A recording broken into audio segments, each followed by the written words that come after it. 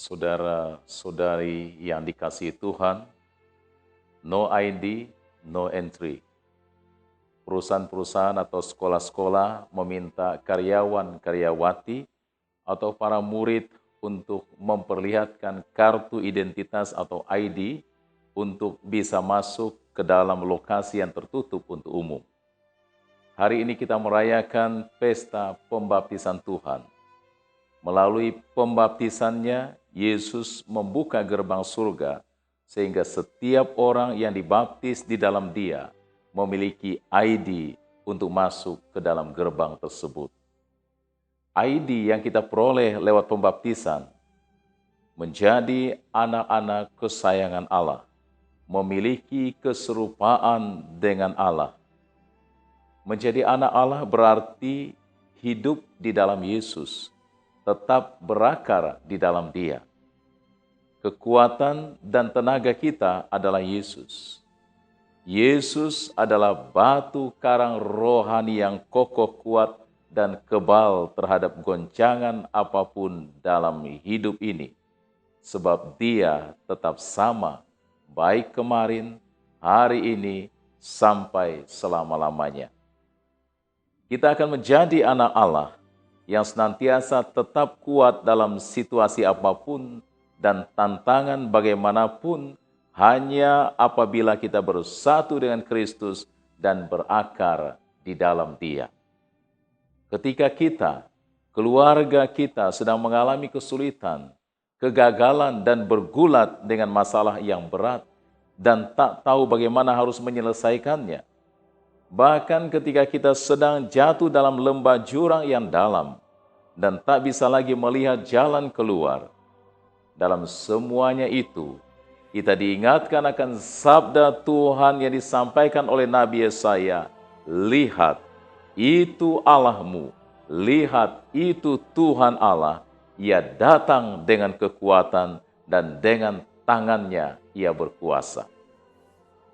Setiap orang selalu ingin menjadi orang yang berkenan bagi orang lain. Menjadi orang yang berkenan tidak lain adalah menjadi orang yang disukai karena sikap dan pembawaan, perilaku, tutur kata, dan hidupnya mendapat tempat di hati orang-orang di sekitarnya. Menjadi orang baik, tidak mempersulit dan menyusahkan orang lain, suka membantu, hidup rukun, damai, penuh persaudaraan, dan lain-lain. Orang seperti ini sudah pasti dikasihi. Menjadi anak kesayangan Allah dan berkenan kepadanya berarti juga berbela rasa terhadap sesama, seperti Allah yang selalu tergerak hatinya oleh belas kasihan kepada mereka yang sakit, miskin, dan patah semangat. Santo Yohanes Chrysostomus berkata, orang yang hidup hanyalah orang yang hidup untuk orang lain. Sebaliknya, orang yang hidup hanya untuk dirinya sendiri dan tidak menghargai dan tidak memperhatikan orang lain adalah orang yang tidak berguna. Orang seperti itu bukanlah manusia dalam arti yang sesungguhnya. Maka kita akan berguna atau berkenan sebagai anak Allah hanya bila kita memperhatikan orang lain. Kita juga akan hidup kalau kita hidup bagi orang lain. Yesus sendiri selalu berjalan keliling sambil berbuat baik, terutama berhubungan dengan orang-orang yang menderita dan mencari pertolongan. Dia menyembuhkan mereka yang sakit, menghibur mereka yang berduka, memberi makan orang-orang lapar, menyembuhkan orang-orang tuli, buta, yang sakit kusta, yang kerasukan setan, dan aneka macam cacat jasmania. Dia peka terhadap setiap penderitaan jasmani dan rohani. Dengan semangat Yesus ini, hendaklah kita bertolong-tolong menanggung beban. Hendaklah sekarang ini kelebihan kita mencukupkan kekurangan orang lain, agar kelebihan mereka kemudian mencukupkan kekurangan kita, supaya ada keseimbangan. Saudara-saudari yang dikasihi Tuhan, dengan menerima sakramen baptis, kita dipersatukan dengan Kristus secara lebih erat, semakin memancarkan aroma kekristenan dalam hidup. Persekutuan kita dengan Dia hendaknya menumbuhkan sikap bela rasa atau belas kasihan dalam diri kita. Jika Tuhan yang Maha Tinggi sudah sedemikian solidernya dengan kita, mengapa kita begitu sulit bersolider dengan sesama? Kita dituntut untuk bersolider atau berbela rasa dengan sesama, karena Tuhan sudah terlebih dahulu bersolider dengan kita.